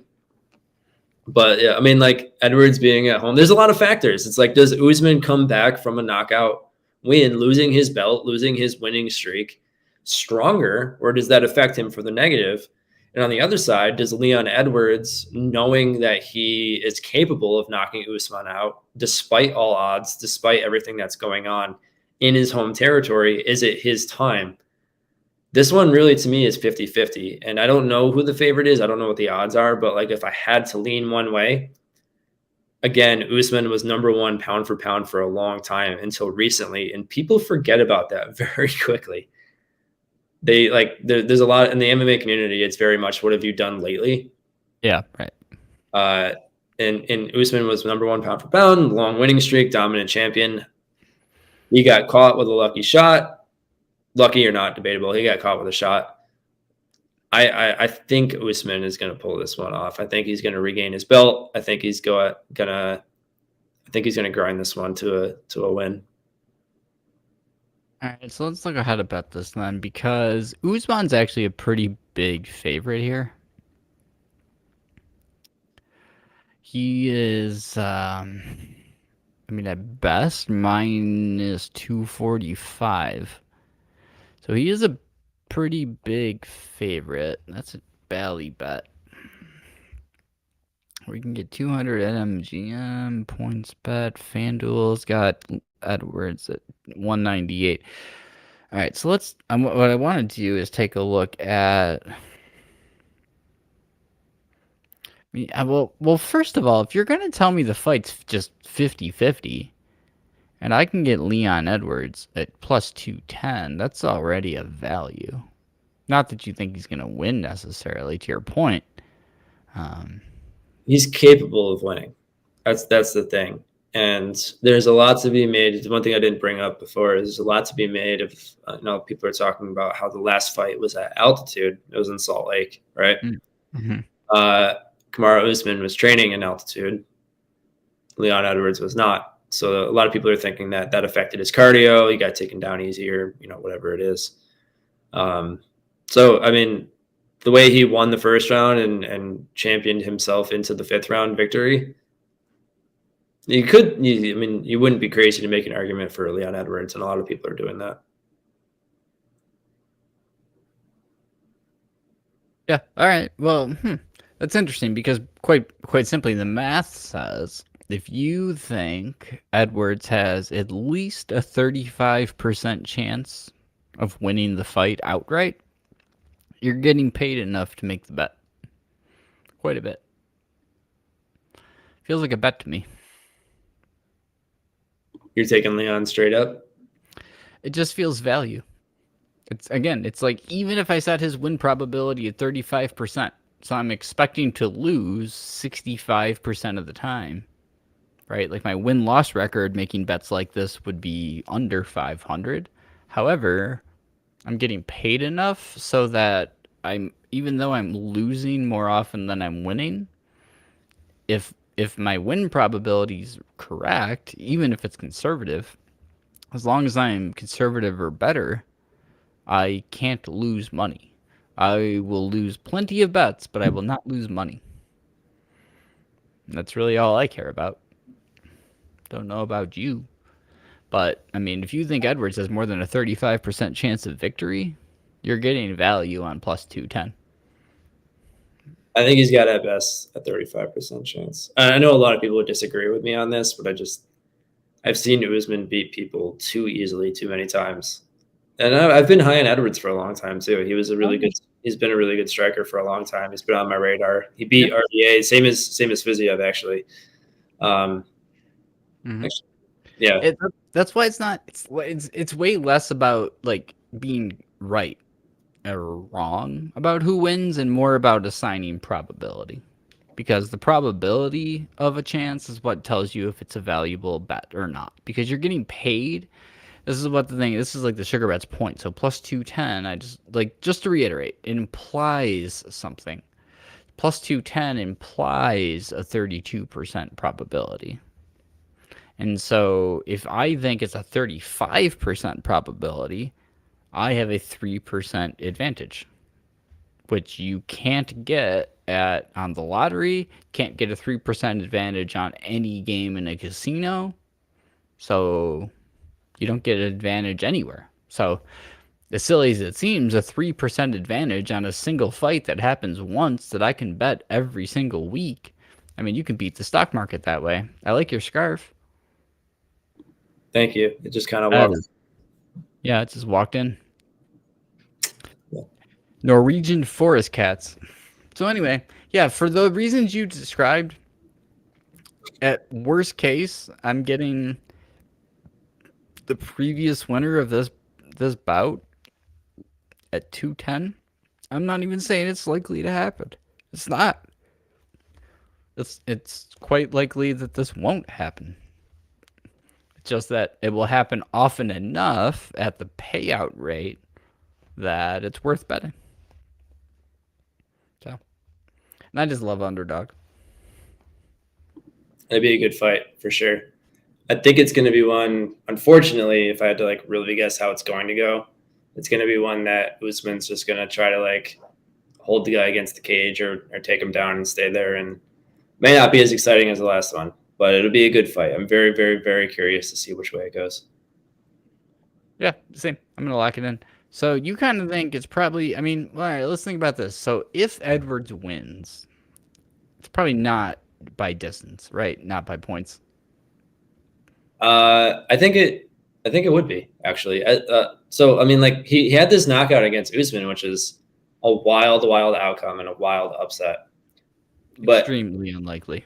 extremely, extremely, especially with 1 minute left in the fifth round. If anyone was live betting that, they would have made bank. Yeah. Yeah. Even though that happened and Usman has the striking he doesn't have a history of like a lot of knockouts. I think he's had one KO finish since the first time he fought Usman 8 years ago. Edwards. Yeah, I'm just trying to find the best odds on Edwards. I do want to put a unit on that, just 'cause it's just worth it to me. Even at 200, right? Not quite. Usman 210. Where can I get 210? Win bet. Okay. That's why you need multiple books, just so you can get the best odds anywhere. All right, 210, even at a 35%. It's just like, I gotta bet that. Usman. All right, then what I'm gonna do next is go take a look at the distance.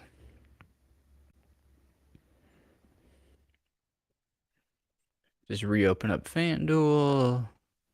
We can go to total rounds. So yeah, so over 4.5 is minus 185 favorite.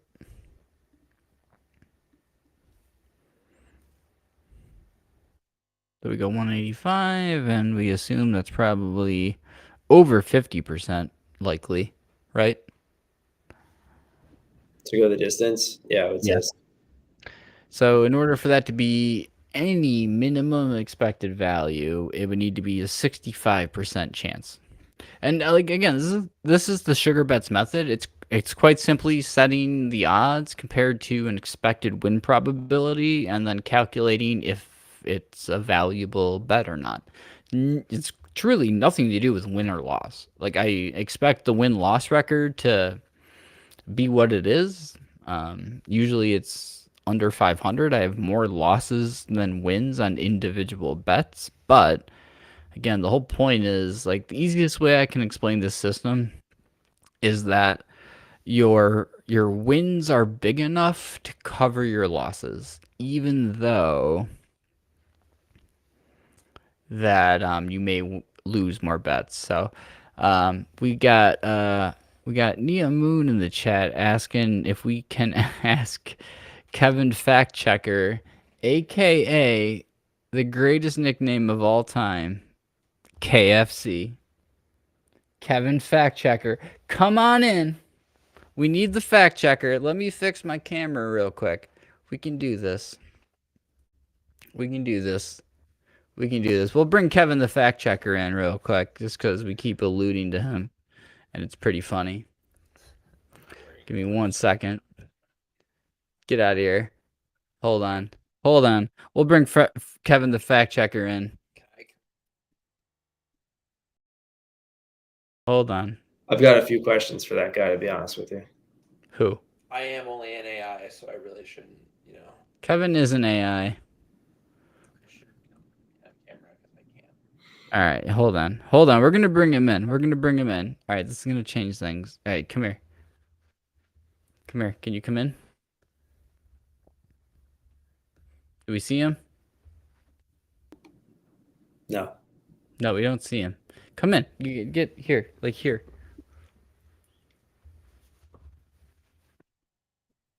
This is KFC. This is Kevin the fact checker. Say hi, Kevin. Hi, Kevin. Yeah, he said it. He's a floating head. This dude is a fucking genius. I love him. Mwah. All right, he's going to go back into the closet so that he can keep crunching data and answering questions. Yeah, good job. Good job, PolitiFact. All right, KFC. Appreciate that. I really, truly appreciate that more than you can know, Nia. Thank you for that, because Kevin will forever be known as KFC. All right, back to that was group mode. Now we go back to upper body. This camera's crazy. Does this whole like zoom in, zoom out? Good stuff. I don't even know what I'm sharing anymore.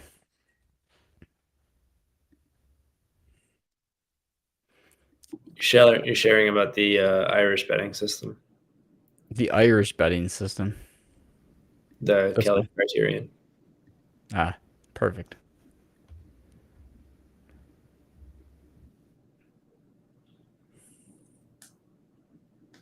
What are you thinking then? What's the lock? What's the bet? Oh, I don't know. 50-50, it's Edwards. Sorry. I'll need to be convinced to put money on Edwards. I think he could do it. I don't know if he will though. Yeah, I don't know. Again, right. It's not about being right. It's about being. Yeah, it's not like we don't expect Edwards to win. It's just that if he does, the payout is going to be high enough that will cover losses. So like we don't expect to win. You truly expect to lose 65% of the time. I think logically a lot of people have people generally have trouble with that concept. Like, wait, why would I make a bet on something that's technically expected to lose? And I'm just like, I don't know. I've bet you bought scratch off lottery tickets in your life and you're definitely expected to lose those. So I have a story about that. It'll take 2 you have a seconds. story? You have a story about scratch off lottery tickets? I do. Please. I've never seen this in my life. Please regale us. Please regale the audience. Hello, audience. All two of you. Actually, I have no idea how many there are. I went to the gas station the other day. Guess what I bought? Gas. Went inside and We have five. We have 5 viewers, by the way, right now. 5. Oh, We had up to 8 tonight. So share with your friends. We'll keep talking as long as you guys are entertained. We got shit to do. It's Happy St. Patrick's Day. We drinking. It's legal in New York, so we smoking. drinking's legal in New York. Smoking's legal in New York. Drinking, no, not since the Puritans landed. Yeah. Yeah, you have to know somebody who knows somebody. Anyway, share our stream because like we got through the odds. Now it's just having to fuck around. Let's this go. woman in front of me bought a book of scratch-off tickets, $1,000 worth of lottery tickets. I didn't know you were allowed to do that unless you drove physically to Schenectady. I didn't either. It was amazing. I watched the man at a gas station ring up a $1,000 bill for lottery tickets. That's exactly how you don't win your money back. I'm thrashing. You're doing a good job. $1,000. Can you imagine being the guy who's just like, I need to put like $20 of gas in? You're just like at speed, right? You're like, Okay. I get like a pack of Camels and $10, bro. And this woman's just like penny, like got her quarters, quarter. $1,000. And she said, "Oh, I think my bank might decline this." And then she spent $1,000 on a lottery ticket. I don't know, whatever. It doesn't Your matter. bank should decline that. That feels like a basic service your bank should provide. I'd rather put $1,000 on Leon Edwards. It's actually a better bet. It is. It is. That's the thing. It's just so funny about that stuff. It's like people gamble all the time. So Kevin's dog is the most adorable shelter dog of all time. She's a pit bull rescue named Olive. She is currently on this couch next to me under a blanket Bring her in. and trying to cuddle more under the blanket. She won't. Olive. What is it? What is that, Olive? Come here. She's got her blanket with her. Come here. Come here. He's a big dog.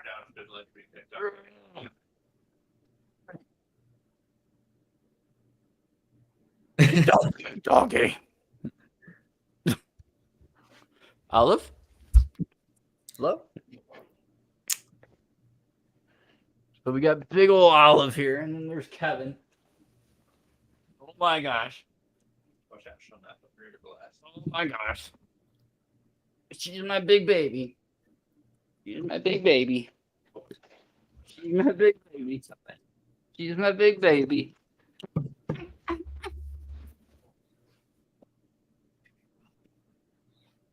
We let her down. Yeah.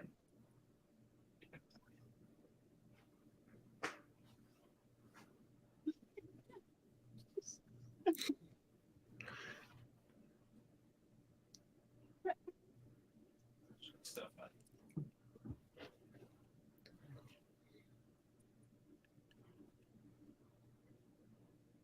All right, dog didn't do well.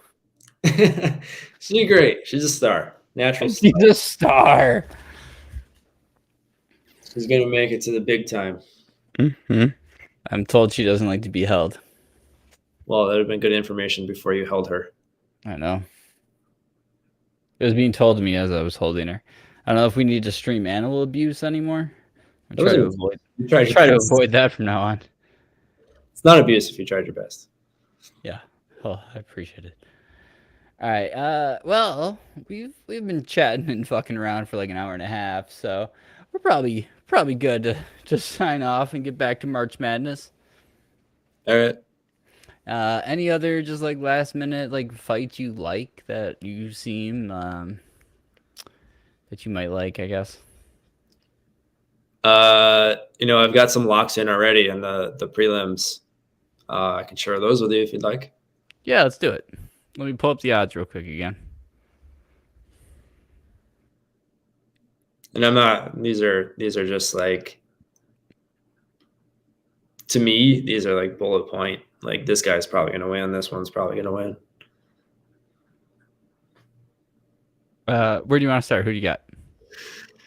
The Makaev fight. Yep. All right. So I've got Makaev. I think he's a. Oh yeah, Fiallo. I like Fiallo a lot. Just Really? as a person and fighter. Oh. Well, that you're not going to like this then. Well, I don't care. I just like him as a person and as a fighter. I mean, if his face is smashed in, I'll still like him. Yeah, well, that's nice. It gives me hope. Yeah, Makaev, I think he's a future flyweight contender, possible champion. I don't know. This is a hometown fight for him. He was born somewhere else. I don't remember, Israel maybe. And no, raised in England. So this is a hometown for him. Huge hype train, Makaev. I think I would lock him in to get it done pretty early.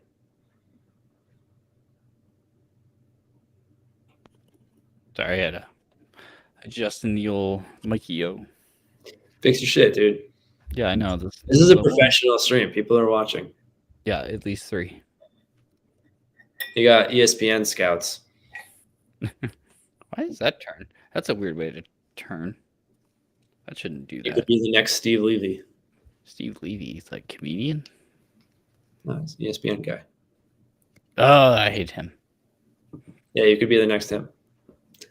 The guy people hate. Yeah. Sounds great. Aim high. Does this suck? Oh yeah, that's the noise everybody wants. All right, what are we doing? Makayev by destruction early in the fight. All right, I'm still on total rounds. So under 2.2 is interesting. There's gonna be a whole thing one day we get more into prize picks, which is a like a not really a DFS app, but it's a I don't really describe it. It's technically a fantasy app, not a sports book, but what it has is effectively parlays. It's like prop parlays. So on prize picks, what you can get is this fight to be under. The way prize picks works is actually by like time.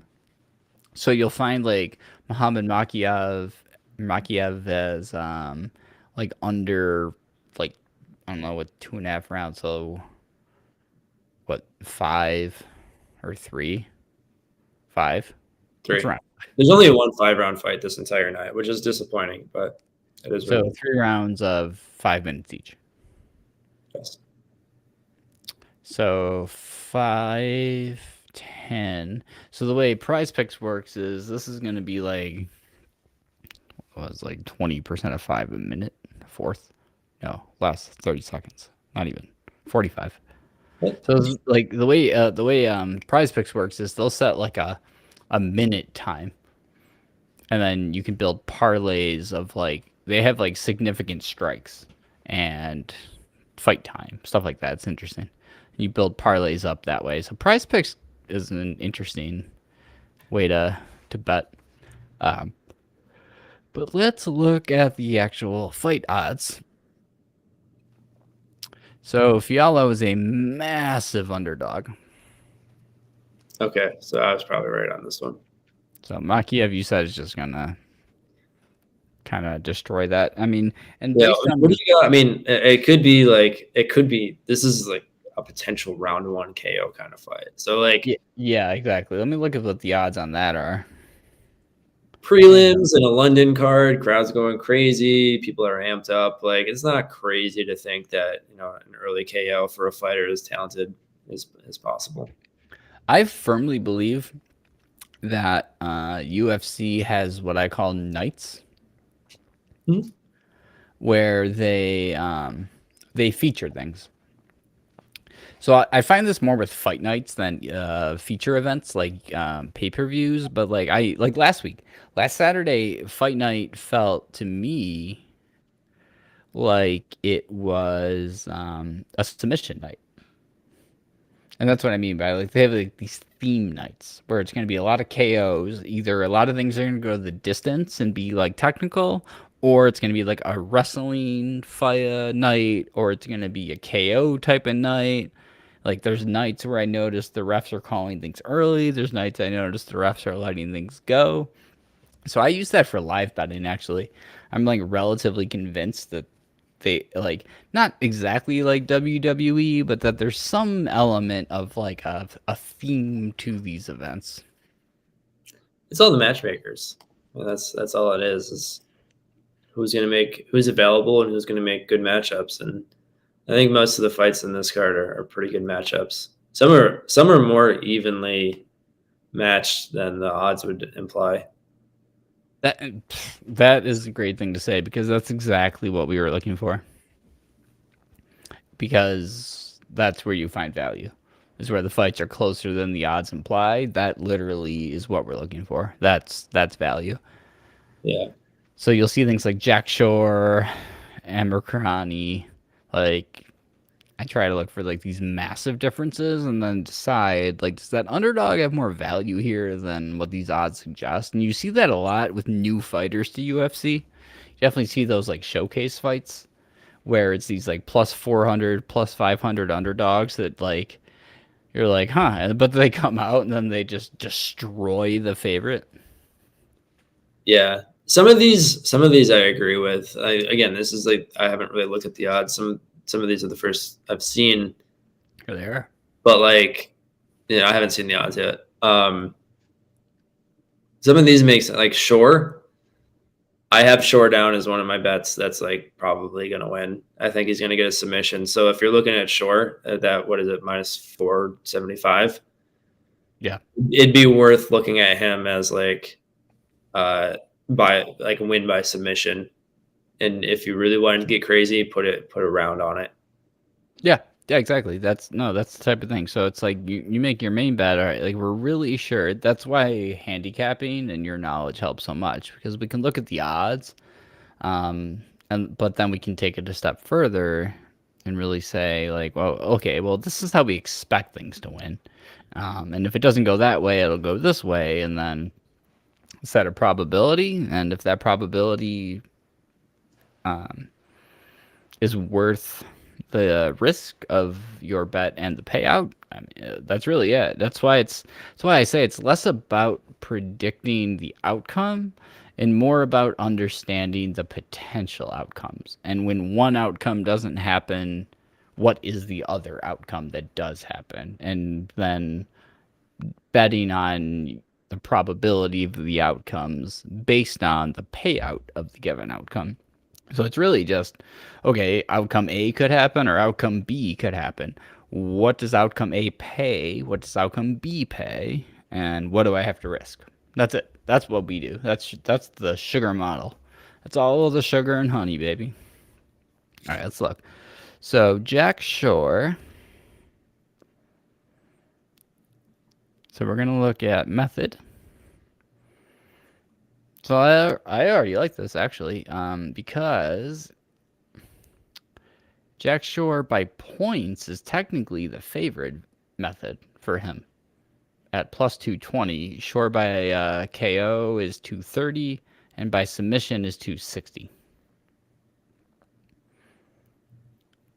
And then if we do double chance, so Shore by finish, minus 335. So preferable, but you can see how you can get a favorite of minus 475 instead for minus 135, which is certainly palatable. You assume he's going to win, and you handicap that he's going to win by KO or submission. Well, minus 135 is quickly worth it. That might be the bet. I realize we're laying a bit on a favorite, but I mean, if we assume there's a 50% chance, that's actually, it's funny, that's actually still not valuable. So we have to assume there's a, well, this is the way to do it. We have to assume there's at least a 59% chance that he wins by finish to make this bet. I think there is. Okay. And again, no round. I think he could do it by submission. Strictly because of his strengths. And I've definitely seen fights where it's an expected like KO, TKO type fighter. They just, the way the fight goes, they just happen to get in a certain position where look at the odds. Remember when, I forget who he fought, but Kevin Holland. It was like at the end of the summer. He's a really good kickboxer, notorious for just getting ragdolled on the ground. Like Derek Brunson did that to him, Mr. Grocery Bag. Grocery Bags. Yeah, he did that to him. What's his name? Chimaev. That was the fight where like everybody fought backstage and they mixed up who was fighting who, like on the fly. I don't know if you remember that. That was in the fall. Actually, that card was on my birthday. I remember that. Right. Chimaev choked out Kevin Holland. Anyway, his very next fight, he went out and won by submission. It was like plus 6,000. It was insane. All right. Yeah. I mean, that's why I love UFC, because literally anything can happen.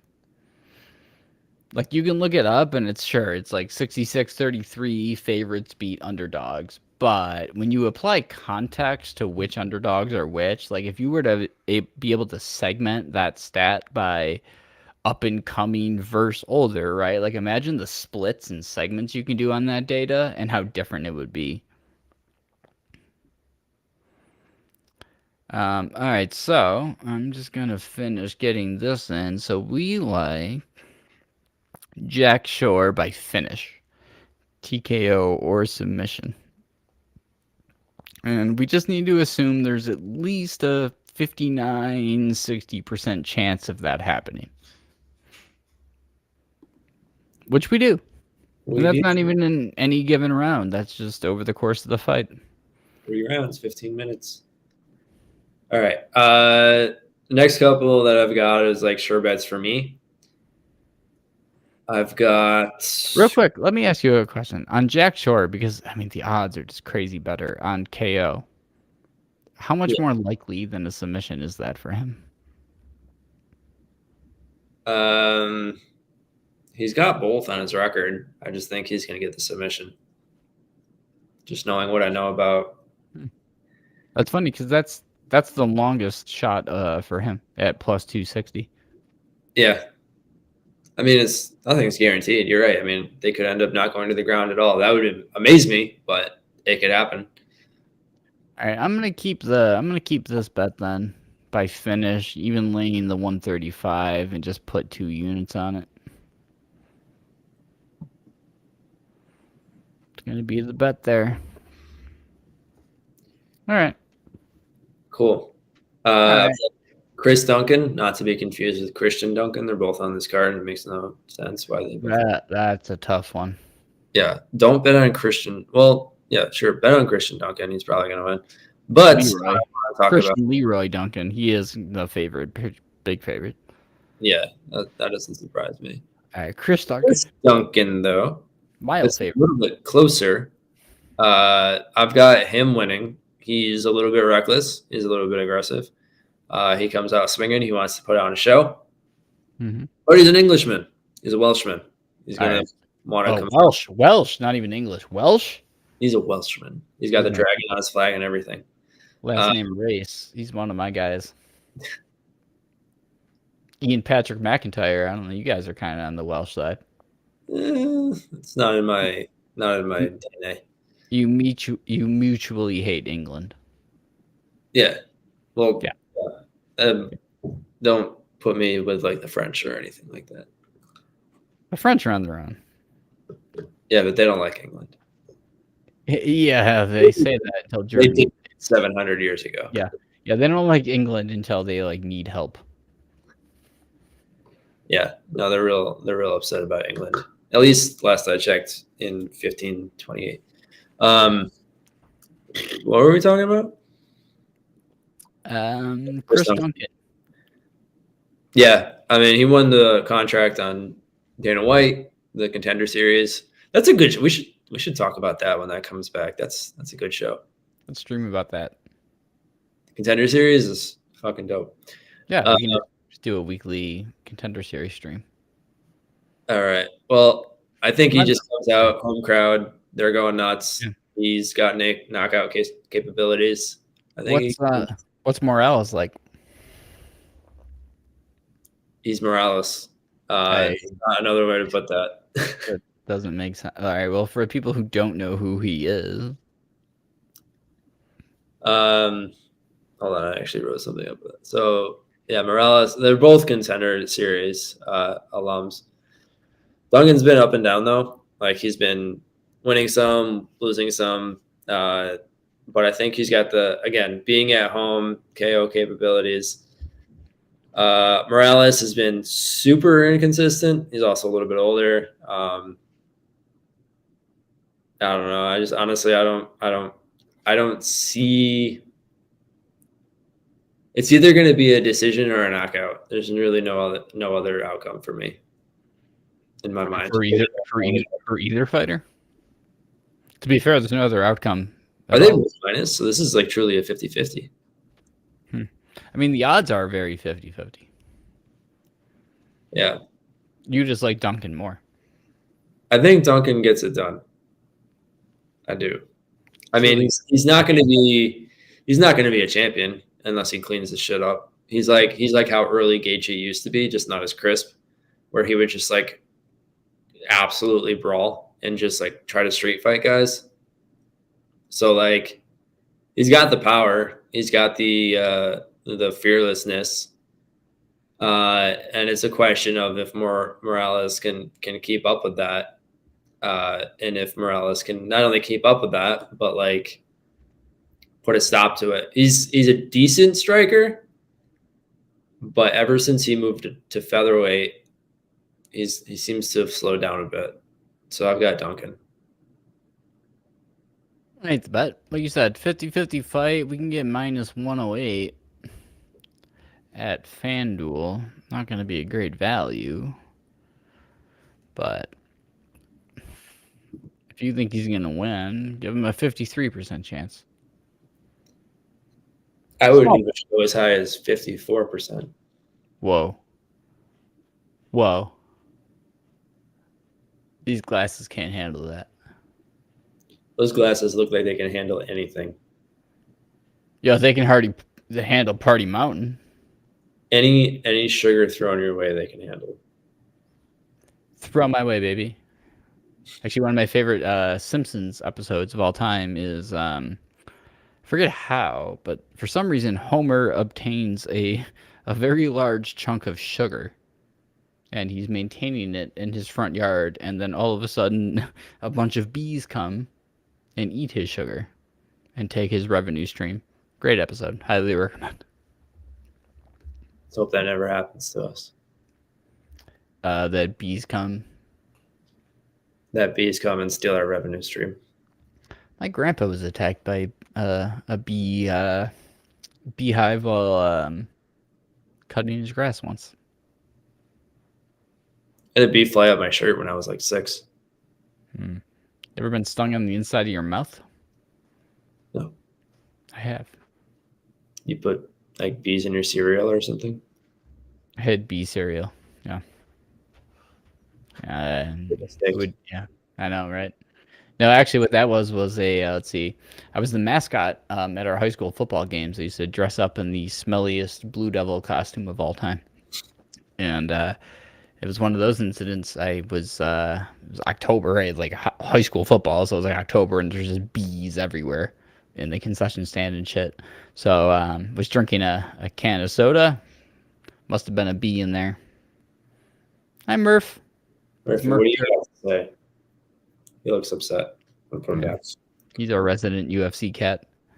Yeah. So anyway, I was drinking a soda, and apparently there was a bee in the can. So took a sip, went, delicious. What the fuck? And then my lip was the size of my fist. And now whenever there is a full moon, you grow a stinger. I don't know what that means. Hi, Olive. Hi, girl. Come here, girl. Come on. Olive was a rescue, and she knows me from way back in the day, so she gets really nervous around me. Like, she doesn't quite know, like, what to do. She, like, recognizes me, and she doesn't trust most people. So, Olive, come here, girl. She's a big dog. Doesn't do well with the whole pickup thing. Now she's sitting. You good, girl? Yeah, you are. Alright, she won't come on. Anyway, alright, guys. Hey, this has been fun. We had up to eight viewers at a single time. We got 4 on right now. We had a good 3 consistent. Really appreciate everyone who tuned in. Please, next Friday, we'll probably do it again. It's a lot of fun. We're going to send Ian a better background. We're going to get Ian some dope fucking party glasses.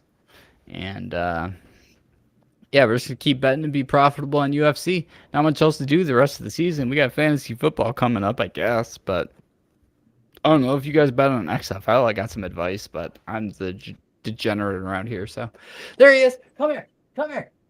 Come on. Come on. Come on. Come on. It's Kevin. It's Kevin. It's our data man, Kevin. He won't come in though. KFC. Kevin is gonna make us all millionaires by building models. So, all right, guys, we're gonna sign off. thanks to Sweet Ian for joining tonight. I am Candyman, and you can see us at @sugarbets_ on Twitter, @sugarbets on Instagram, @sugarbets on YouTube and Twitch. Catch us out. We'll be around. Peace.